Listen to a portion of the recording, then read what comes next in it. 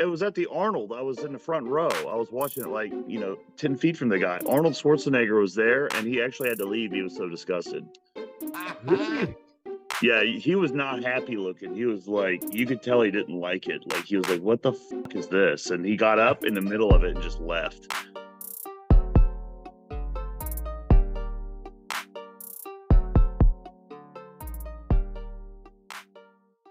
I never had warheads. No, you mean you I've never had had them now. available? What? You didn't have them available? Yeah, I you didn't found even hear land? about them. I didn't hear about them, but I like them. Your new feet. Yeah. Whatever was flown in, that's all we got. What what did you have instead of warhead? Well, you know what I really liked a lot was like the 1 cent sour candy. That was like my thing. What's it called? Just 1 cent sour candy. You know, you go to the store and you just like the 1 cent little fruity candies. They're sour. I don't know. Kids. I don't know what you're You, doing. you guys didn't have that. Like you could buy as many as you want. They're like 1 cent each. You're showing your age, Frank. You can't buy anything for a cent anymore. Yeah. 5 cents. 5 cents. I remember 5 cents. I remember 5 cents. I remember also stealing 2 of them, and I felt so bad. The next week, I brought 10 cents and I put it in there. When I was younger, you know what I did? So I'd go to like the local store, like the little in Newfoundland too. Like our like corner store was like someone's old house. They turned into a store, and they just pretty much gutted the place and put shelves around the side. Anyway, they would have the 1 cent candy, and I'd go into her at $5 and go, "I'll have $5 worth, please." And she had to count 1, 2, for. Really? And she got so pissed off. Yeah, she got so pissed off. She just started doing handfuls. Like, Dude, the first time I wonder why I was fat back then. I was eating 500 fucking sour candies a day. I love my sour God. candies. Dude, Oh, the first love time I stole something, it was by accident. I was with my mom at the grocery store and I was trying to grab all these things with my hands. Then I'm like, shit. And I ended up putting like 2 things in my pocket. It was like a 3 Musketeers bar and like a jar of peanut butter in my front sweatshirt pocket.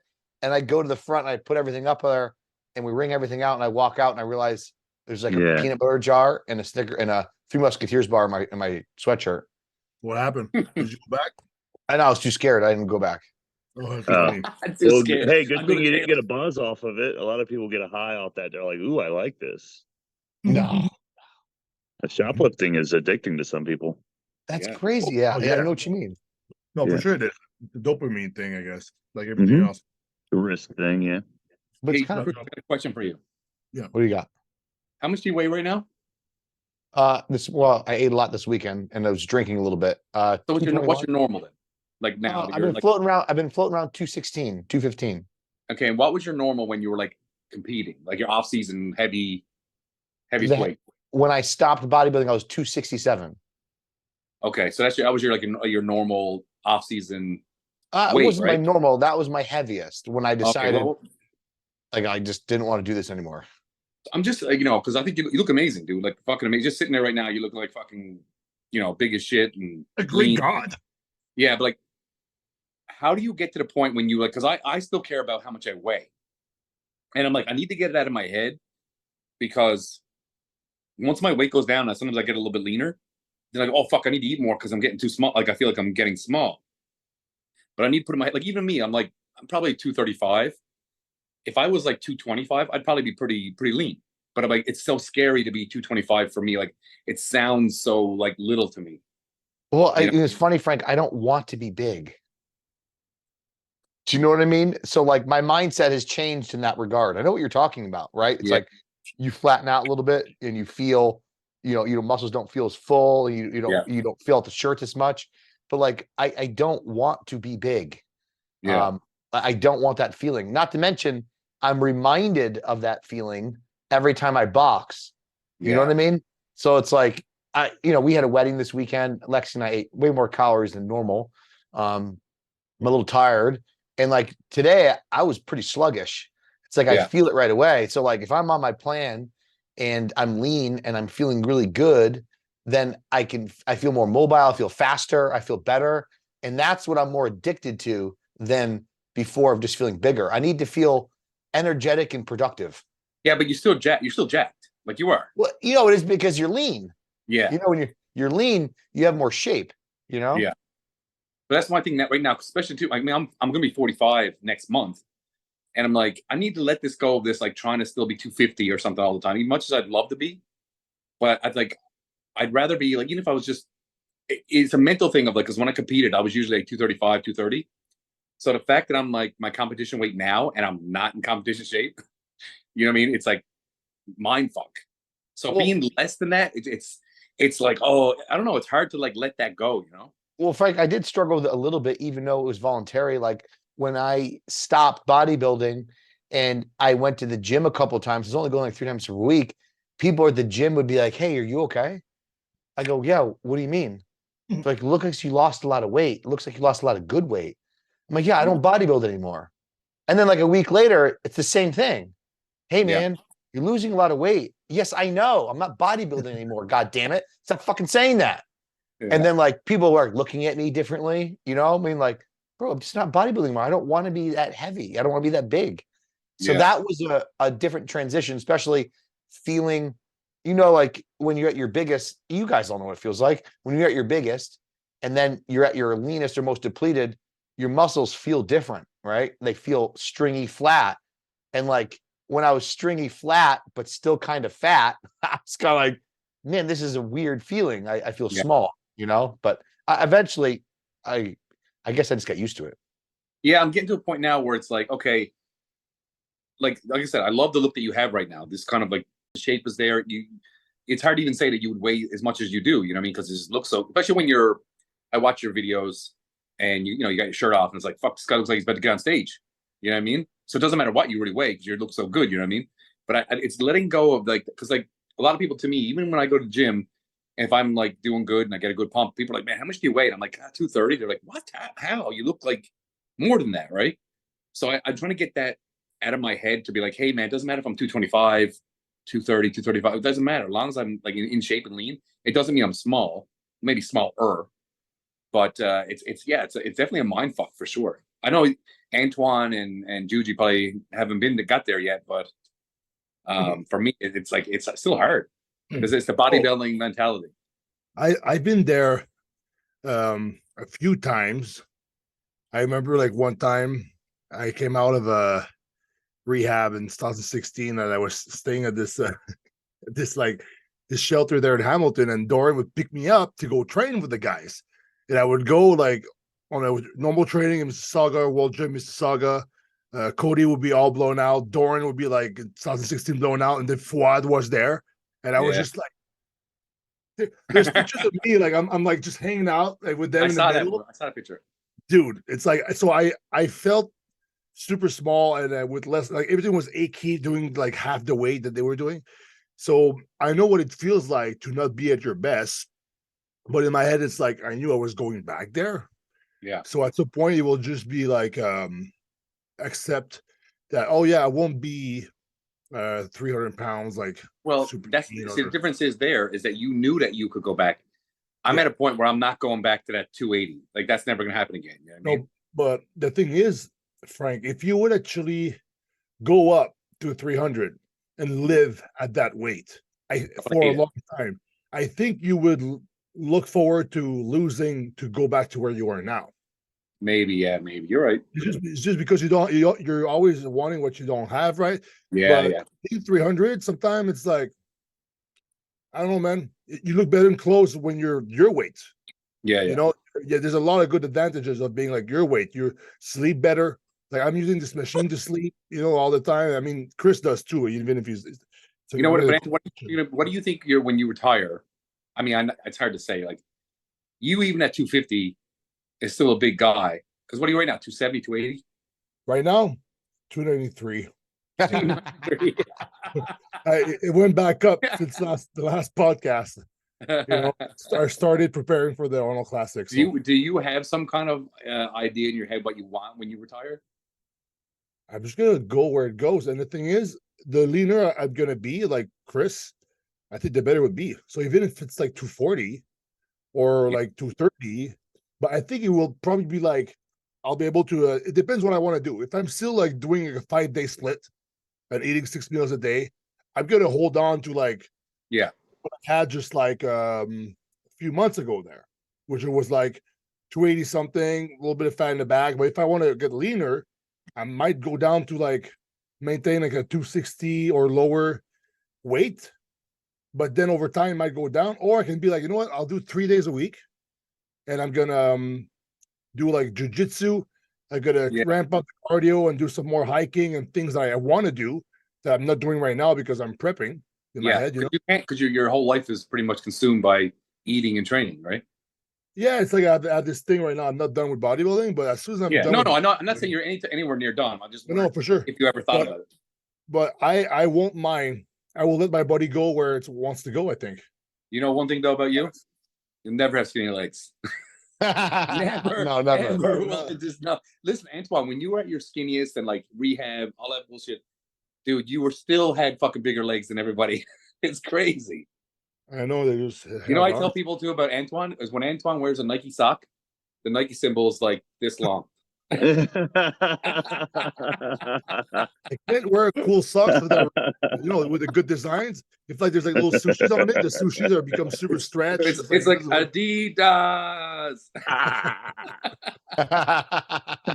It's funny, Frank. It's true though. Yeah. It is. Juji. I seen it one time. I was like, man, look at these socks are all stretched out. Just for human. Those are human socks.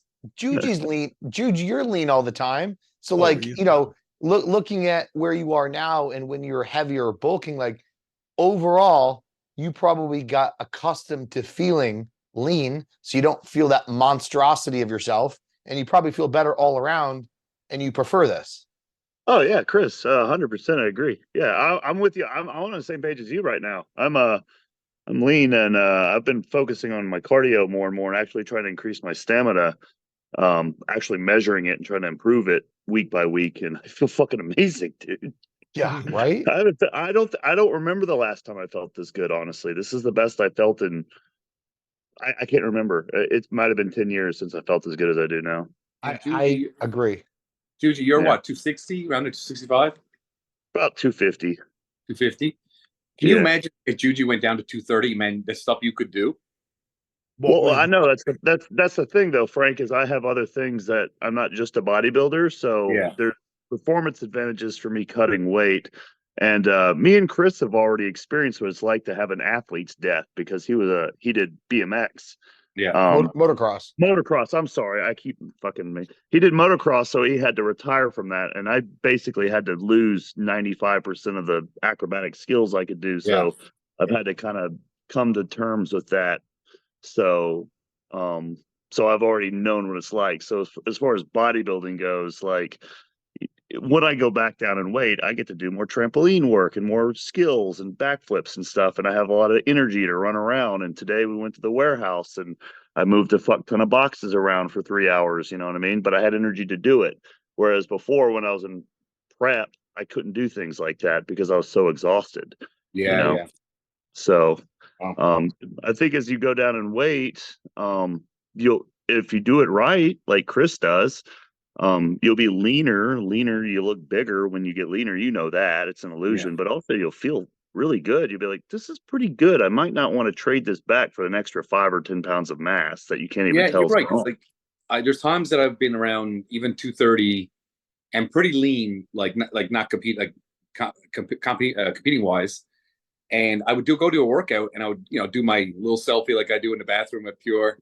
And everybody would be like, man, what are you, 260? And I'm like, I'm 229, just because I was so lean.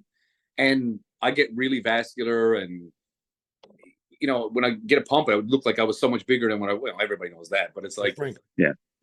I got an idea for you. So next time you're having a really good day, you're full, you did chest and shoulders and arms, you take your classic selfie at Pure. Just type back at 280. All right, and then see what the comments are. I guarantee you, nobody will fucking doubt except people who know you. I'm gonna be like, I upped the dose. Yeah, do that. 280, just up the dose. Yeah. Last month. Do it. I guarantee you, people will believe you. Or you could do the poll thing. Go, how much do you think I weigh? 280, 260, 250, whatever, right? Yeah. And see what people actually think. That'd be interesting. Maybe I need to do it before we post this video now. Yes, true. So just a question though. Do you post your weight often, Frank? Yeah, sometimes I do. I don't mind. Like honestly, I was sick 2 weeks ago. I went down to 220.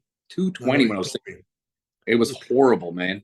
But and I didn't even go back to the gym, and I gained 17 pounds in like 3 days. Just eating. That's how dehydrated I was. It was fucked.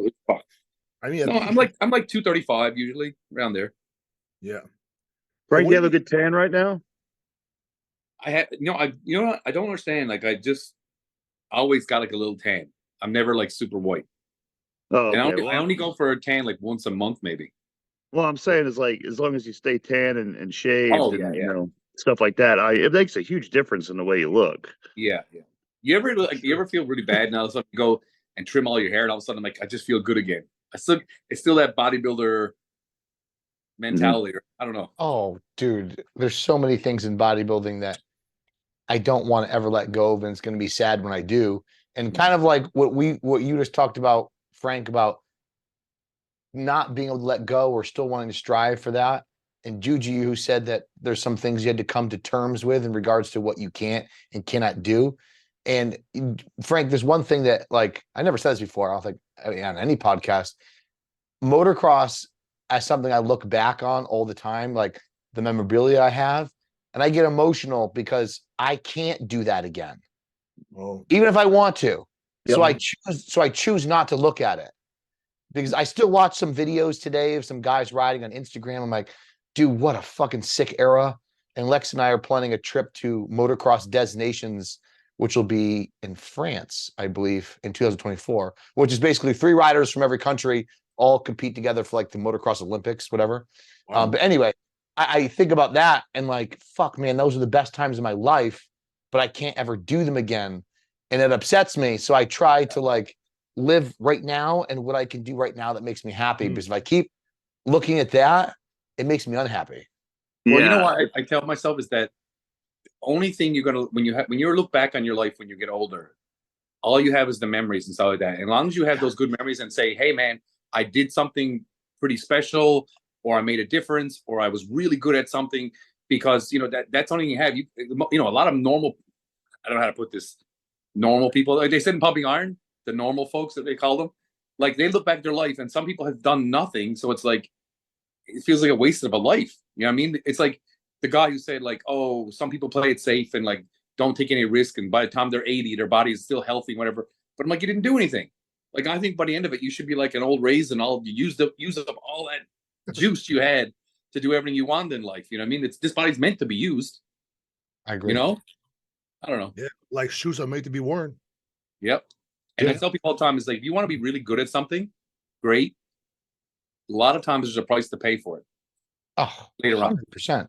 Right? Like Ronnie Coleman or people like that. Like there's always a price, you know what I mean? To be the best ever, he had to do that.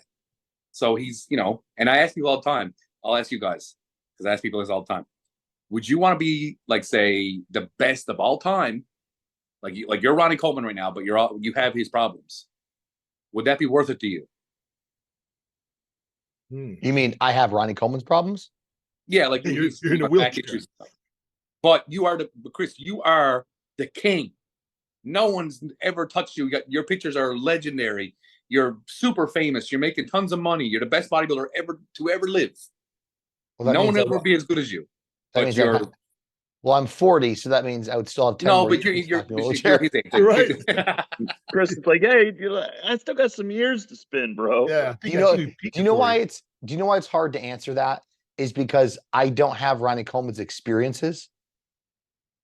Like, in other words, if you ask me, it's a great answer. Right? It's kind of like, because I'm measuring what it would be like, but I don't know what it was like. You don't know what if they say, yeah, like you are the greatest motocross champion, like ever. I'll take it. I'll fucking take it. But your leg is fucking destroyed. I'll take it. I'll totally take it. You can barely walk. I'll totally take it. That's kind of the same thing. There's so many riders that are like that. Yeah. Honestly. Oh my God. Oh my God. I was telling my wife today. Carmichael, what was it? I think Carmichael Stewart and Tedesco were 3 riders that went to Des Nations, and they spanked the rest of the world, like fucking killed them, like by a landslide. And I'm like, I couldn't imagine being like 21 years old and everybody in America nominates you to represent the country, and you go there and you don't just win by a little bit, you fucking destroy all of them. I'm like, that is insane to know that you're the best in the world at that time, and you won by that much of a margin. I'll take it. Yeah, that's funny. But that's you'll be remembered forever, no matter if you were like have no legs, can't ride ever again. But like, dude, like it's like Tony Hawk. You know, Tony Hawk is one of the best skateboarders ever. He walked into a place now, a skateboard place. He can't do what he used to do, but people look at him like he's a god. He is. So that's some people look at Ronnie Coleman like that. So okay, now Antoine, Juji, let's hear the answer. Well, I don't know. There's another game you can also play, and that's longevity. It's like the 80-year-old that is the best 80-year-old at that thing, and he kept doing it. The dude did it for like 90 fucking years of his life, which means I can't do math if I just did 80 and 90 years old. But I mean, you might not be a Ronnie Coleman in his late 30s, early 40s, but you know, there's guys out there who have fucking done things that a lot longer than they should have at the skill level they did it at. Yeah. That's another message. That's another win. So that's also. No, but I'm asking you, Juji, would you want to be the best of all time, the greatest bodybuilder who ever lived? Like, dude, you walk into a room and people are just like, "Well, Juji is the king." I'm not just a bodybuilder, so I'm not going to say no to that. The thing is, the thing with Juji, I want to answer for you, Juji, for some reason. Go ahead. Juji is the best in the world at what he fucking does already. Yes, he is. Yes, seriously, like there's nobody else that is such a hybrid athlete as much as you that I know of that does all that you do, from powerlifting, strongman to this and that, and by being agile. Now you're doing the cardio. You're good at that too. You're going to be that 80-year-old that's going to be fucking nuts. Look at your dad. He's already doing some crazy shit at his age with the running and stuff, and he's only doing one thing. You're going to do so many things. So I think Juji's answer is like, I'm already doing the fucking thing that nobody else is doing. Mm-hmm. And it is worth it because he's doing it. Yeah, that's good. Right? Is that right, so? Well, I think that's a good answer. That'll work. I'll take that one. Thanks, Antoine. Yeah. Okay. As for me, man, I think you would ask me that in the 2012 or whatever. I would have a different answer than now, because I'm already like, I have a foot on the brake now with like, I check blood work every fucking month and this and that. I'm really careful, because if it was just like, oh, let's just do that without any regret or consequences, whatever, that's not what I'm doing right now. I'm already like more careful, because it's like, oh, what about after bodybuilding? You know? You know what you do after bodybuilding? No, I'll do everything I'm doing now, just not compete that one day a year. That's my plan so far. No, you do go through a midlife crisis and you get tattoos. Oh, that's funny. Yeah. Antoine, you don't have a single tattoo, do you? No, I might get one though. Instead of getting a ring when I get married, I'm gonna get the little like thing here. Oh yeah, I've seen those. Yeah. Well, here's another odd question that kind of branched off of what Frank just asked. And obviously, like, it depends how passionate anybody is about that one thing. Like, I've always been a one-person thing. Juji, you do so many different things. Like, when I raced motocross, that's all I did nothing else. And then when I bodybuild, that's all I did was just bodybuild. So, like, if somebody presented to me today, they go, Chris, you could have been the best motocross racer of all time, but only for 8 years. But then after that, you couldn't ride anymore because you were broken. Or they would say, hey, the other option would be you'd be able to healthily, successfully ride motocross for 50 years, meaning I get to experience that fun for 50 years. I would probably opt for that instead, because longevity, right? I love riding dirt bikes. It was the most fun thing in my life. And knowing that like I could still do that and not just completely break my body, but for the next 20, 30 years, I would totally do that instead. So you love riding more than you love winning. Like, dude, it's just like, it was so much. Think about it, right? We've all started bodybuilding because we liked lifting weights.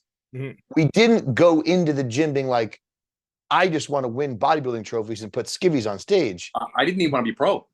I didn't either. But like, exactly my point. We all started somewhere because there's initial passion that got us going. And then we're like, oh, maybe I should compete. When I started riding dirt bikes, I was like, this is the fucking coolest thing ever. My mom got me a dirt bike when I was 4 and had training wheels. And then I'm like, I want to ride it every day, all day. And then every day after school, it was the same thing. So I ride. And eventually I was like, well, shit, maybe I should race because I'm already faster than all my friends. Maybe I should race. And then that's the next step. But like, riding's awesome. Well, you know what? I didn't answer the question yet either. No, Frank, go ahead. No, but I too want to have that feeling of like having a good workout. Like, what feels better to go in and like feeling really good, getting a pump, looking good, and then you tell me that same thing. Like, if I could be the best for like 10 years or whatever, or until I'm 70 years old or something, I could have a great physique and get that feeling of getting a good pump and veins popping out of your arms, all that kind of feeling. Like, I want that more than I want winning. That's what I want.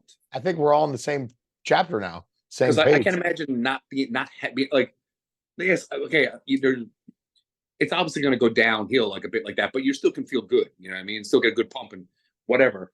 I would rather have that than like nothing. Like that would be horrible for me. That to me, I remember my doctors. Like, I've had a lot of health stuff, and my doctors are like, "You need to stop working out. You need to stop doing this." I'm like, "Why am I staying alive then?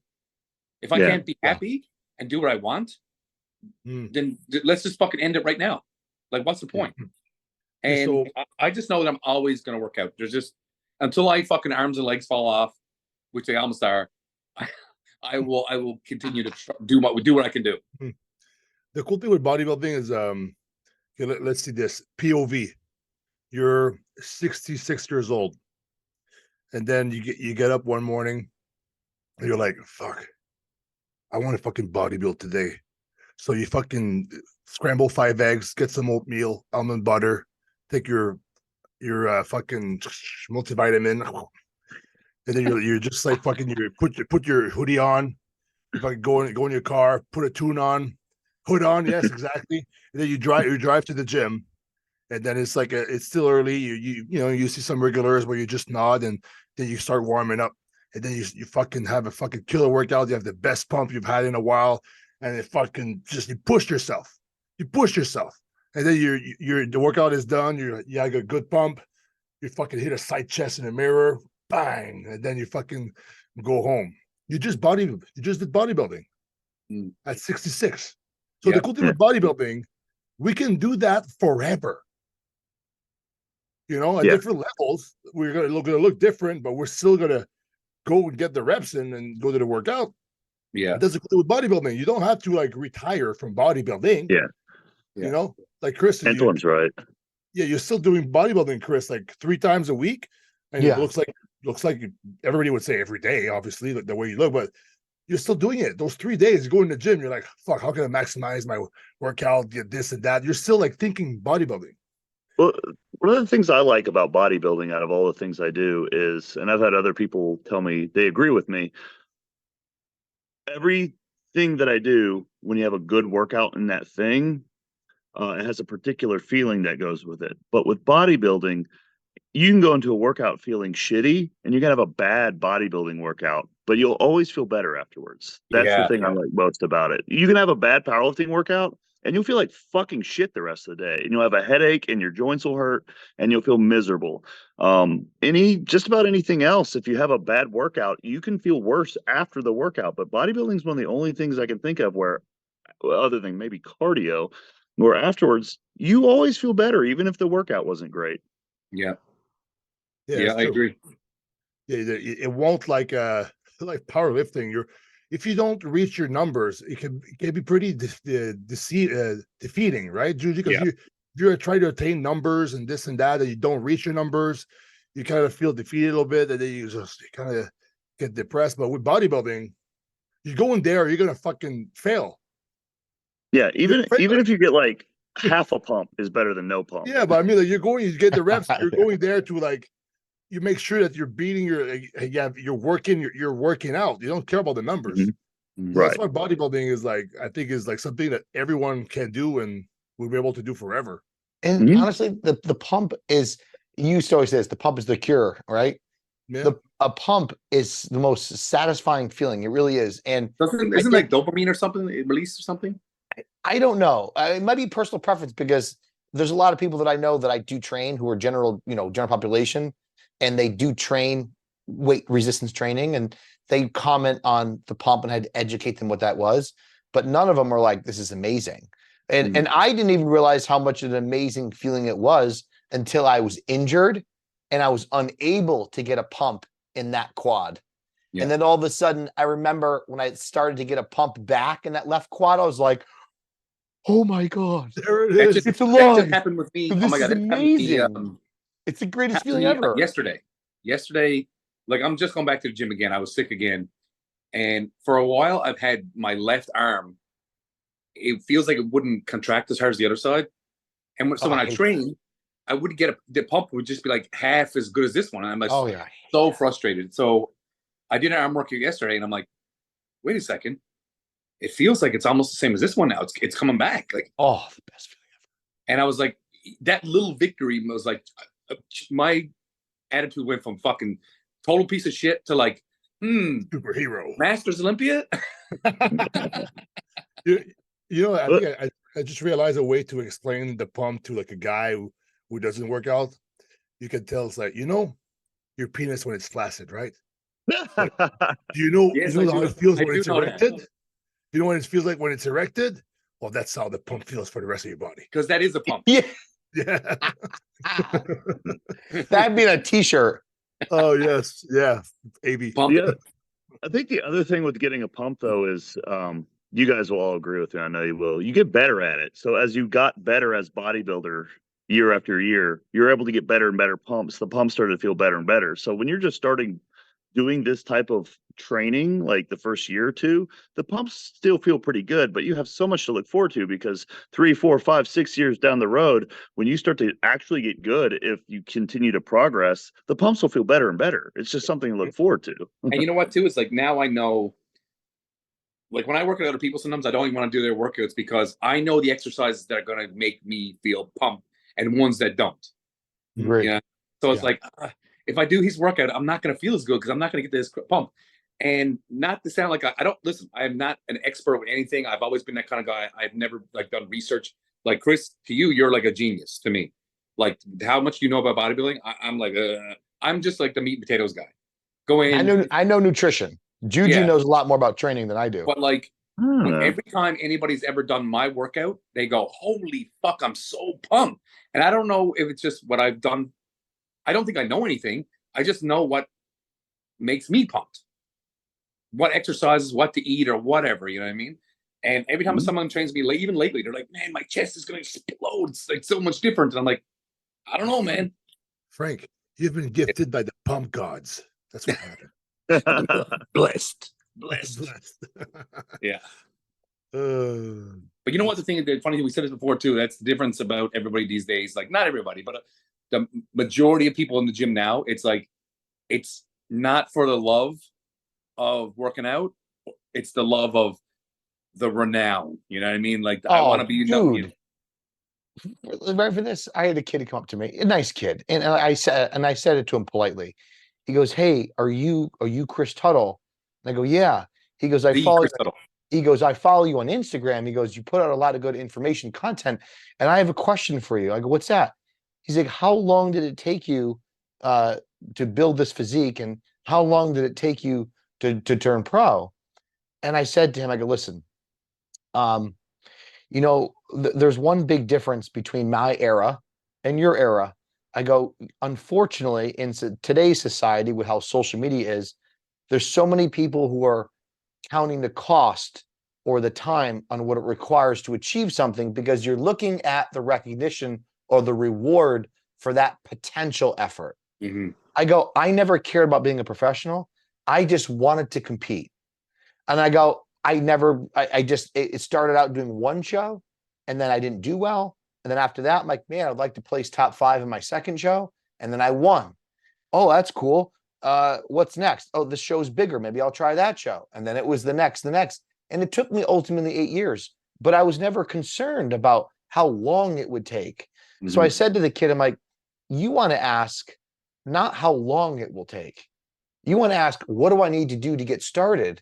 And am I doing this correctly or incorrectly? Yeah. And I said, it's very unfortunate that the mentality of the youth today is all about that. It's not about enjoying the journey, because it's the journey and what you do on a daily basis that makes it tolerable. People are like, oh, it's a lot of sacrifices. It ain't shit sacrifices, because I was willing to give up all of it to do it. Yep. Here's the other thing, though, Chris. Like, I've been thinking about something along these lines lately quite a bit. Imagine you did every single thing right. Like, somehow you had a fucking mystic give you a sheet of paper and do all these things, and it's the absolute best thing you could possibly do. And you follow all these things. You still don't know how long it's going to take. I mean, it's going to take as long as it takes. You know what I mean? Yeah. Depends who shows up. But what'd you say? It depends who shows up at the show. Yeah, that too. It depends on who shows up at the show. If you're competing, it's like you could do everything right and show up and be like, oh, goddamn. Ronnie Coleman found a time machine, went back in time and started competing again. But like you said, it takes as long as it takes. And I don't know why people are always so concerned with that. Well, the I hate too, Chris, is like they got like a time, like, oh yeah, next show, next year I'll be pro. I'll be the pro next year. Yeah, well, it's like they got this thing in their head that it has to be this timeline. Like you said, it's like what you haven't reached this step yet, and you're trying to get here. Like you need to win this level show and this level show and this level show, and you're thinking about the pro card. You're thinking about but it makes the thing is this, just like anything, it makes the process worse. So if you sit in the doctor's office and you're like, oh, have a seat, he'll be ready in a minute. And you're like, okay, great. And you just start like, occupying your time. And all of a sudden, oh, you're ready. Versus the lady goes, hey, sit down. Excuse me, ma'am, how long is this going to take? It could be 10 minutes or it could be 2 hours. 2 hours? Then you start staring at the clock. Now you're like, fuck, this sucks. 2 hours? She said it could be 15 minutes, but she hasn't called me yet. And then you start paying attention to the wrong shit. You know what I mean? Yeah, Chris, you take your laptop with you, though. So you're like, 2 hours? Fuck yeah, I got some time. Yeah. I know you. Talking about pro, I want to give a little shout out to Gary Turner. Yes. And Coronado. But Gary, the guy just never fucking quit. He did everything perfect for fucking years and years and years. Nobody believed in him, and he's a fucking pro now. He's a pro now. I wrote him, and I said, dude, you must feel like Mr. Olympia right now because you put your whole life into this. And everyone told him he was shit and hated on him. And, Gary doesn't have the best genetics. He knows that. But he fucking worked so hard. He beat people that were better genetics than him. And I just want to give him and Chris Chris Coronado won a show too. He won a pro card. They won their class. Coronado won the overall. Oh, did he? He won the overall. I saw his picture or video there. Then I commented, and because I was really impressed, but I didn't know about the results. What was that show? It was the Universe. The Real G6. The Real G6. Yeah. Hey, I have a good idea. I have a good idea. Frank. Oh, call him. There you go. No. Call him. Oh. I'm just going to post a video of it. Dude, we're just on the podcast with these guys. Hello. Gary, Christian Coronado. Congratulations, guys. Congratulations, guys. Oh, my God. Guys. Yeah. Well, you got him. Congrats, man. That's awesome. Like, to me, Gary, like, I can't imagine how he feels right now. Oh, my God. A kid in a candy store. Are you kidding me? You How old is he? geeked out. How old is he? Share screen. Oh, Gary. How old is Gary? He's got to be like mid-30s. Like, there he is. Yeah. He was peeled. Dude, should I call Gary right now? Big fucking Gary. Call Gary. Call him. I'll call him right now. I think this will even make his day. Yeah, dude, it definitely will. Fucking Gary. He's a good dude, though. Fuck, great dude. Dude, he's so funny. He used to fucking hit when I was with Animal, and you probably had more experience than me. He was so fucking funny. He was just so hungry all the time. Like he just wanted. Gary wanted to live as a pro bodybuilder, sponsored. Like he wanted that so bad, and he did it. He did it. He did it. I remember when I met him when he was like, he had the Jay Cutler haircut, and he was like 300 pounds. He Remember loves that Jay era? Cutler. He I loves know. Jay Cutler. He was like a. Is that him? Is he on? I'm not currently available. Come on, Gary. Okay. Gary. So let down right now. I'm trying to find Christian Coronado. What's his I was talking to Instagram? him earlier today. Coronado. I see his kitchen Instagram. Yeah. He's got a food prep service. But where's his real Instagram? Does he have a weird name or something? No, it's up there. I can send it to you. You know, I was trying to get him to. I wanted him to get some of these meals, but I don't think he can send it across the border. Yeah, that's real strict, isn't it? I don't know how it works, but I told him. Remember, I said, man, I'd love to be able to be a part of that because, like, I know how good he can cook. You know what I mean? And maybe a baby food I could actually enjoy. Huh. Oh, with him, yeah. I don't know. I know that there's this company in Quebec that's sending me some stuff, and I know that Trifecta was sending me stuff before. I can't find it like a good video. He only had that one post that doesn't say he won. Here, Antoine. I have it, but there's nothing posted. Oh, you mean you found his Instagram? Yeah, I found it, but there's nothing posted there. It's him in the water slides. Okay, I got. Go to his tag pictures. Yeah, true. Tagged. That's a smart. There you go. Smart, Frank. Smart. Guys, I might not sound smart, but I'm pretty smart. All right, see that? Yeah. Look at the legs on this guy. Yeah, he always had good legs, eh? I know. His vascularity is ridiculous. Yeah. That's awesome. Good shot. I guess what's his name? Will. Took the pictures, yeah. Yeah, he's got really good separation in his legs. Yeah, very much so. I Very remember him when he was like so young, starting out with Animal Man, like. Yeah. Speedo, bro. I love the Speedo with the pink banana hammock. What's it's legit. What's up with that? The hotel shot. What was that? Dude, that's she's pregnant, I think. Oh, 6 years. That was a long time ago. Okay. Mm. Very cool, huh? Yeah. So what's up with that show? I didn't know there was a NPC universe. Yeah, so there's 4 pro qualifiers. It's Universe, Masters, Nationals, USA. I'm sorry, let me rephrase. There's 5. Universe, there's Masters, Nationals, there is USA's, North Americans, and then of course NPC Nationals. That's so crazy. Yeah. You got Canada, you got Nationals. Yeah. No, we have Toronto. We have Toronto Pro Qualifier. We have Van Pro Qualifier. We have more now. Yeah, we have more. Frank, in our time, it was Mr. Canada and North Americans. That's it.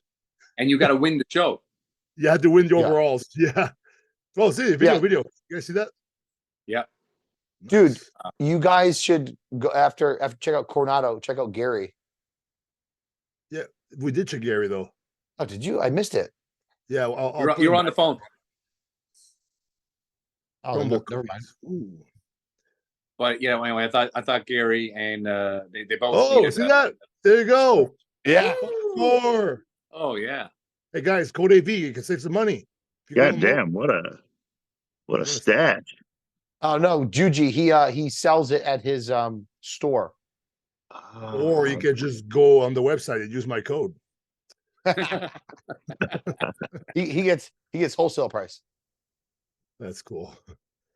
Nice. Yeah, the real G6. I just searched him. I like this one here. See that? Yeah, that's a good shot. I like that. Look at that. Look at the happiest guy in the world. There's your pro calendar. Yeah, that's Mr. That's Mr. Olympia right there. Yeah, he's in disbelief. He doesn't even all the hard work he did, dude. He must be sure. crying. If you could get that feeling and put it in a fucking pill, it would be like the best selling drug ever. You know what? The only time I felt like that is, dude, I got Gary's coming on. Oh shit! Okay. I could just send him the invite. I could actually send him the Zoom. Gary. We're on the podcast right now. Frank, Antoine, and Juji. The champ. The champ. We were just talking about how fucking awesome you looked and how you taking a shit. We can't hear him. I can't hear him. Can't hear him. Chris, you're gonna have to tell him what he's saying. Nice goatee though. I love your goatee. Yeah. Now that I'm retired, I'm eating like cereal and like protein and like apples and shit, like stuff I don't usually eat. Oh no, the rebound. You can't hear him at all. I do. Okay. I hear about the I hear cereal. him eating Oh, cereal. wait. and shit. Here, talk, Gary. I said I wasn't taking a shit. I was eating because I just got back from the gym, but I'm not eating the traditional bodybuilder shit anymore because I'm retired. You're retired. Yeah, I remember he said that. He said he was gonna retire once he turned pro. That's hilarious. Listen, man, I know the fucking ceiling and I'm at it. Well, Yeah. we don't say that. We just want to give you a shout out, man. Like, how hard you worked, and like, a lot of people didn't believe in you, and you fucking did it, man. So, I appreciate Yeah. that, man. Yeah, it's been a long road, a lot of ups and downs, a lot of shows that you get kicked in the teeth and then you show back up in your hotel with nothing but your dignity and to go back to the gym, and glad that that I could end it on a high note. well, Gary, I tell you right now, anybody else that was in your shoes would have quit a long time ago. I guarantee it, man. So, I hope you're proud of yourself. I'm proud of you. I appreciate that, Frank. Man, you've seen it almost since the beginning when I was dishing out T-shirts at the animal booth. Yeah, I just we were talking about it earlier. Gary is like so in love with this thing, man, and he's wanted this forever. So he wanted to be sponsored, got sponsored, wanted to be pro. Now you're pro. No matter how long it took, you still did it. You know what I mean? Yeah, and I finally got my own iconic. Yes, I saw that. No way. My own iconic. That's awesome. Wait, did you really? Yeah, Rudy made me an iconic, and they might be coming out. They might be like a pre-sale release. We don't know yet. Don't quote me on it. Anybody watching this? Well, Gary, I fucking want one, dude. Yeah, me too. Is it going to be on it? I'll let G6. everybody know. Yeah, you better. I want a fucking shirt that has Gary Turner on it. I appreciate that. I'll get you one. You better, fucker. That's cool. So wait, so how did it feel? Like, I want you to describe the feeling when you won, where they name your name and you got your card. You know what? The biggest surprise was it was fucking overwhelming because, in bodybuilding, if you have a good idea if you're going to win, because I'm split center, and then I'm looking at all the pictures at the pre-jump. I'm like, dude, there's no shot that the other guy next to me is winning. And I'm like, but there's some weird voodoo shit that happens at finals where they call you in second, and I knew I didn't want to be so close that it didn't go my way just this one time. So I was a little nervous before that, but I was more overwhelmed because it was in New Jersey. And when I tell you, the whole fucking place erupted, the expediters, to everybody, because they knew me. I've done that, not that show, but the show at that venue with that crew and those people for the longest time. Mm-hmm. So that was the biggest thing when I came out from the backstage. Everybody was there waiting, clapping and shit, and it was just very overwhelmed. That's when I got emotional. Not so much when they announced my name. I was more pumped up then. When they called my number, but it was I started to break down when people were clapping and going crazy and shit. Awesome, wow, man. in Jersey, in your home fucking town, pretty much. In your old school, auditorium or theater, whatever it is, that's cool. That's the best. It's better you won there than some other place, like last year or whatever, right? Somebody said that to me right away. They said, "Listen, man, you could have won at the USA in Vegas, and it would have been really cool and really great. But you would have been you and your wife there. My son wasn't there. I mean, dude, he ran backstage. My one friend Frank Manarino, who's been to all my shows, he's bodybuilding. Yeah. He ran backstage and jumped on me. He was like, "We fucking did it!" He's seen thousands of check-in photos over these years, thousands of photos, and it was just great. It could have been anywhere else. Like I said, it could have been just me and my wife. And this is awesome. I'm pro now, but let's go eat. But this was big celebration. Gary, you're never gonna forget it, man. You'll never forget that moment, man. Yeah. Gary, did they make your kid buy a coaching pass or an NPC card to go backstage? The funny thing is, is they're so strict at this one crew because you have to buy all the pictures that if your parents put their cell phone up to take a photo on the cell phone, the security will tell them to put it down or kick you out. So the joke was my son walked right past security guard to get into the backstage because I was joking, saying they're so concerned with you taking photos out there that the kid just walked past into the back into the backstage area, and That's nobody funny. caught him. And it was, and I came out right after, but it was, it was awesome, to do it there compared to anywhere else. Awesome, Gary, man. Well, good job, we man. all just want to say we're proud of you, man. Yeah, congrats. And it was good. We just thought you deserved it. Christian Coronado turned pro in the light heavyweight. He Yeah. cooked all my food. I'm sponsored with Coronado's kitchen, and he cooks all my food. Tuttle worked with him for a long time, and Christian won the light heavyweight right before me. So I'm like, okay, now I got to win. And I told Christian, I'm like, dude, we got to do the head-to-head, most muscular during the pose down. So I felt like a little bit of pressure, like this better go my way and go in first place because Christian just won. I got to get on stage. So by the time, he's patting me on the back during the overall the comparisons and stuff like that. We didn't give a shit at that point because we were both pro. Yeah. Christian ended up edging me out in the overall, but I was so happy for him, and we were. Yeah. I mean, it doesn't at that point. It don't fucking matter anymore. Yeah, that's awesome. That's awesome. He was also thinking about retiring too, so it was like the pressure was on, and it was just really do it together. We've been in this game for a long time. Yeah, awesome, man. Gary, you're the man. Thanks for answering. I'm like, dude, you better fucking answer. You better. I saw you veto my call. I'm like, that motherfucker's probably at the gym. All right, Gary. I mean, he's not calling me for a medical question, but I appreciate it. See you later, buddy. All right, see you, man. Okay, that was awesome. That's funny. I just texted Chris Coronado here. I sent him a text. Hey, you're there. Do you have 10 minutes? I would just give him the link. Yeah. I was holding the mic up to my phone. Yeah, that's good though. That's cool. Well, I'm happy for them. That's crazy. Dude. Especially anybody who knows Gary like we do. It's like, fuck, dude. Yeah. Because there's some people who just they just show up. Like my friend Quentin, for example, does a show overseas, come back as a natural bodybuilder in his teens, and then it just turns pro right from the bat, turns pro. So yeah, he was probably super pumped, but it's for him it was easy. Yeah, kind of, right? And there's some guys or they just go through a fucking grinder of a fucking 15 years and end up getting it. And how many people quit before that? So that's just very impressive to me. Yeah, no, it's just no matter what, dude. Not many people believe in you. You got some people, but when you got everybody saying, even online, telling you you're horrible, you're trash, you're never gonna do it, and now you don't even have to say anything. You did it, and it's you shut everybody up by your actions, not your words.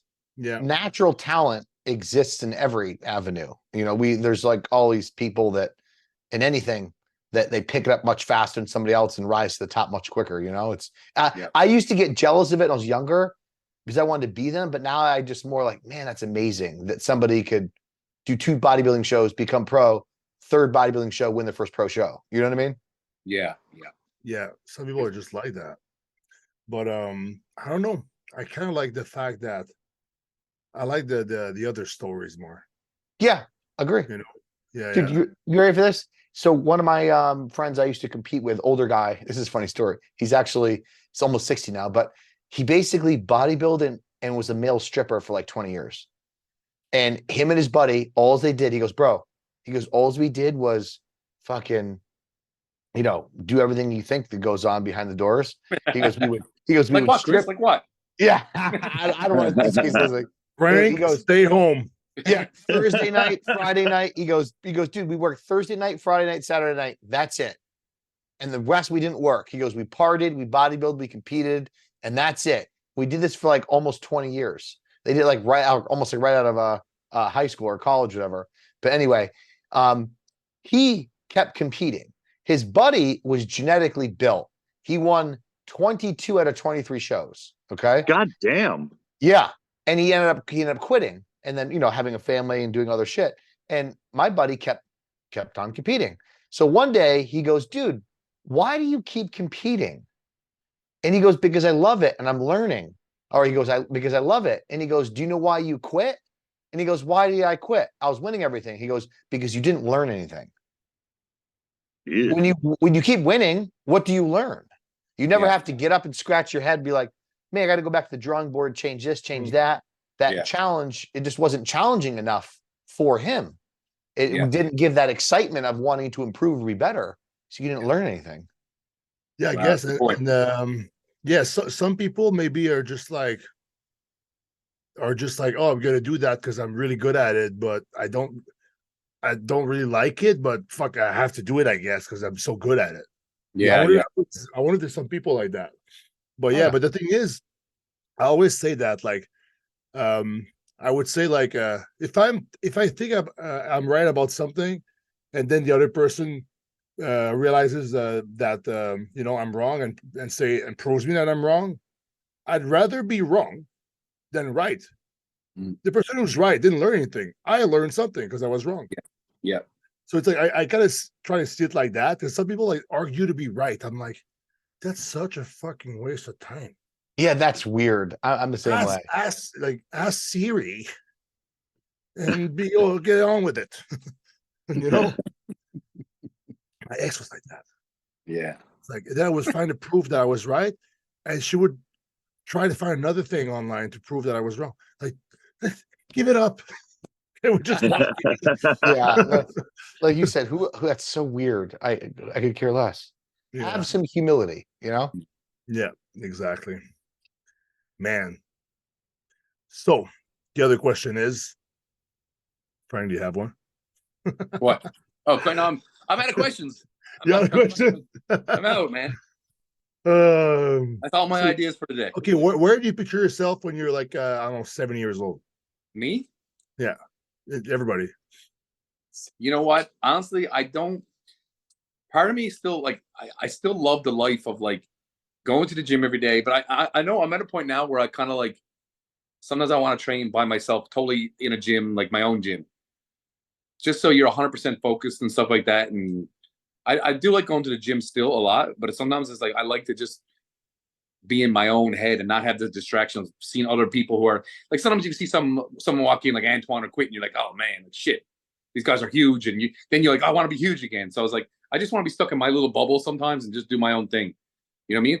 But honestly, just I want to have a house in the country with tons of animals, save some animals, cats and dogs, and live, ride dirt bikes and motorcycles. And, yes. You know what I mean? 7 years old. Yeah, man. Why not? I'm not going to do flips or shit. Yeah. Not Chris. But like, I want to get a dirt bike so bad, and just because I always wanted one as a kid. Oh, Frank. I had a four-wheeler, but I want to have one ride around my property when I live out wherever I live. Frank, I'm gonna show what we're getting over here. All right. So Cody got that. You getting a motorcycle? Get one. No.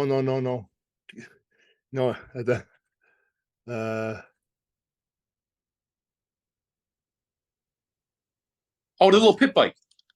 No. I'm showing to you. Yeah, I know. Cody has that little pit bike. Varla. Does it have an engine? Yes, it's those little old school ones. Like, No. What are you talking about there? I'll show you.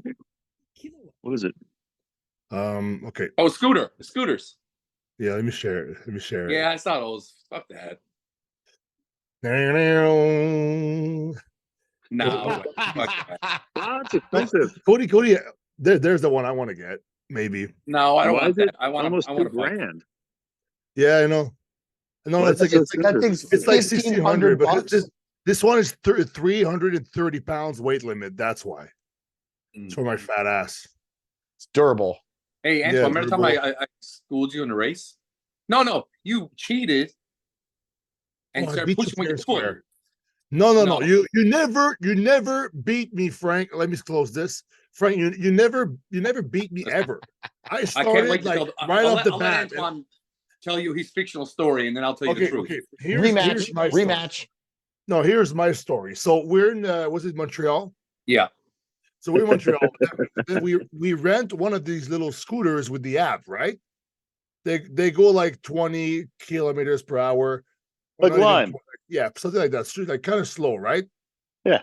So Quentin was scared. Do a race. So it was Quentin was scared. Frank, and Quentin. So what I remember, maybe I don't remember right. Maybe you're right about that. I remember is that yours. we started the race, and then I'm like, this fucking little bike is so fucking slow, and I'm so heavy. I'm gonna fucking hit the gas, and I'm gonna use my leg on the ground and just fucking step like skateboard. What you do, you go forward your leg. I'll just do that as fast and hard as I can, and I just fucking smoked everyone because I used not only the motor of the little scooter, I used the motor of my fucking leg the whole time. Now let's get to yes, he did do that. But anyway, we had more than one race. I won the first race. I don't care whatever. And then we had another one, and he said, "Okay, this is gonna be the final one." And then Antoine does the leg thing, and I'm like, "Dude, that's cheating." But Antoine says we didn't make any rules, so Antoine won by cheating. But Antoine, who won the go kart race? Wait. Antoine, are you ready for this? Yeah. You ready? Okay. I got to show you something, okay? You watching? Yeah. What's this? Oh, the go-kart. The go-kart. You did win the go-kart. Number 1, baby. I still have it. Number 1. So the scooter I won though, right? That was not them, but this was the Big Daddy, the go-kart race. Those things were fast, man. They were fast. Yeah, we were doing at least 100 kilometers an hour. I was not good at that. I was trying to go fast, but for some reason it wouldn't go fast. Because you're too heavy. Too heavy. Was Quentin faster than me? Listen, no, 2 of you were horrible. Yeah, we just both like chasing each other, right? I think no, you and him got to the point where you were pretty much on the same, so you guys were like trying to stay together. Yeah, and I just remember passing you guys going. I was going everything I could go. This thing, I was like, fast like go. I'd go into a turn too fast and wipe out.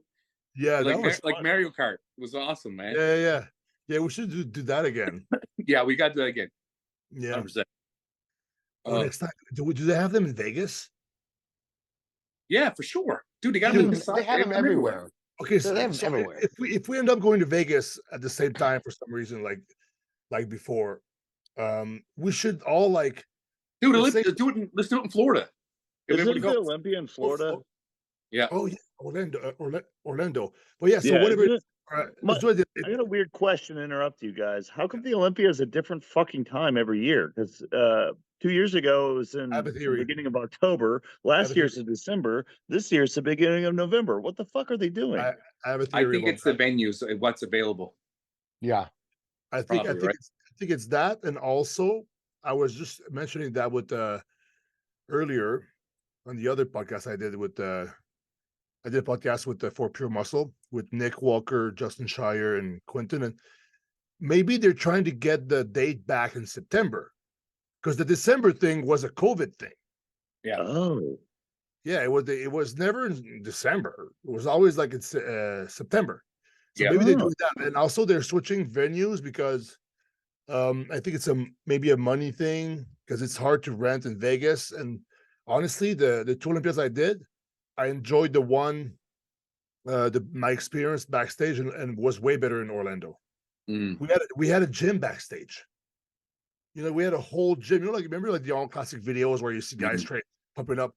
It was like that. We had like end torture, like new tech stuff backstage. That's how we discovered it. And then Doran bought some.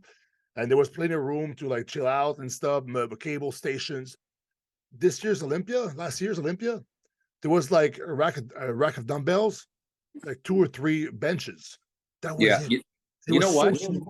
The same thing when I turned pro, at the show I turned pro at, they had this whole room that was like in a gym. That was like they set up like I could do a workout there every day, like Smith machine, fucking everything, and. Then I went to the Olympia, and it was a couple dumbbells on the floor. Yeah. I'm like, what the fuck is going on? Where was the Olympia? Vegas. That's what it is. I think, General, did you say Arnold Classic before that? No, it was when I turned pro. Oh. So the Canadian Nationals. Where was it? Saskatoon. Really? They did that? Dude, listen, there was assisted chin-up bar. There was fuck everything, man. Everything. For some reason, I've never seen that in Canada. Oh, I mean, neither. But that was, dude. I was 25 years old. I walked in. I'm like, this is almost the whole gym they set up here. Dude, you know what? I think Doran and Vlad, they have Pure Muscle Athletics, right? With Noah and stuff. They should like sponsor. I'll talk to them about that. It should be like, we'll sponsor the whole pump up room. So they bring machines there, they bring all the dumbbells there, but like make it like super cool. Have a big sign, Pure Muscle Athletics, because for real, for the experience of like the athlete, it's really fun to be like, wow, they really did that all for us, so we could just get pumped up. That's like even the Toronto Pro, dude. Remember we did Toronto Pro together? There was nothing. Nothing. Yeah, whatever happened to making it fun for the athletes? Yeah, right. No, it's not for the athletes no more. No, I know. I have the mentality like to make it nice for the athlete. I'm actually organizing in September a deadlift competition at the gym. Really? Oh, nice. Yeah, what time in September? I don't know. I can decide, and I thought about you, Juji, but I don't want to put that on you to just like if you come, because it would be cool if you were there if it works out. Checking his calendar. Checking the calendar. Well, I'm just gonna block it off, so just in case. Like, what is there a date you want more? Because I could decide the date to so you want to come by and we could do that together. I was thinking, I already thought about it. Like if you arrive, it would be the day after you arrive, so I don't have to think about it for a week while we're there. You know, if it's the end of the week. Oh, so So yeah. I want to. Who still owns the grip strength record at Pure? Who still has the grip record? I think this other guy beat you. What? Yeah, and you had your thumb on the fucking rolling thing. You're not allowed to thumb on it? You cheated, Frank? No, you were cheating. Thumb on the bearing? Yeah, no, I didn't. I didn't tell him because no way. I didn't tell. I saw it. You know what, Frank? Come by. We'll do it again. I'll do it again. No problem. We'll do a great. Yeah, because I want to do it at the gym, like different like little competitions, but I want to do it with some cash fucking money to win. Yeah. So I'm gonna get sponsors and booths and stuff for the event, and I want to get $2,000 for the men, $1,000 for the best lift, $250 per class, and I want to get this exact same amount for women, which is like. Well, I could give more to the men, but I kind of want to make it cool for the women too, so it's like equal. Mm-hmm. So that would be cool because a lot of girls love deadlifting. And so I actually have Canada blocked off in my calendar in September for some reason. I don't know. I have your anniversary is the 3rd with Taylor. Yeah, and then I had like the 2 weeks after it blocked off for potential travel. So I don't know. I already had it blocked off, dude. Okay, cool. If you want to come hang out, Juji. I'd love like for you. It would be on a Sunday. I think I would love to do it around noon. Sundays when you like to do it. Well, if I come, I'm going to be there longer. Yeah, perfect. So that'd be great because it will be fun for everybody to like meet you, obviously, and you could even compete if you want. I mean, I'll pull, but my deadlifting's not good, but I'll still do it for fun. Yeah. Yeah, do it for fun. Yeah, and, of course. Yeah, and people would love like for you to be there for that. So I want to make it a cool event. I think I'm gonna call it like deadlift or die. They have like a flyer with like a guy deadlifting with his arms off or something.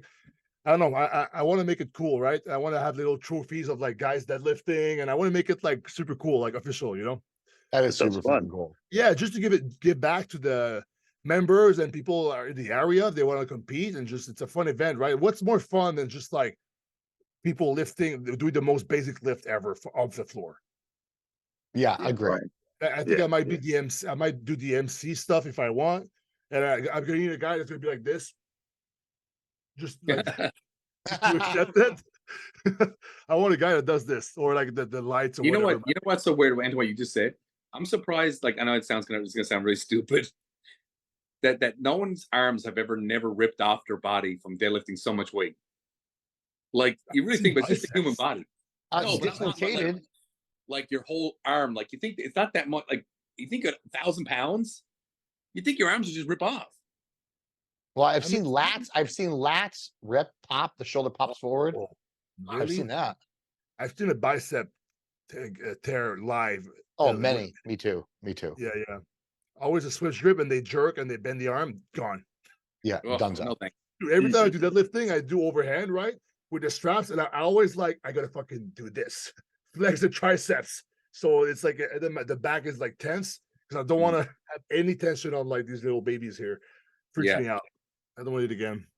But yeah, so September, that'd be great. Frank, if you want to show up too. I was even asking because I want to find sponsors, right? So I was going to ask because Ryan, I want to ask him what weight classes I should get if I do 3 weight classes. Your friend Ryan, the guy with and if he wants to compete, he should do it or help do this, whatever, the judge. And I also was wondering with you also if the guys are cool with it, Raph be a sponsor for it. Oh, 100%, man. I was gonna mention we'd love to.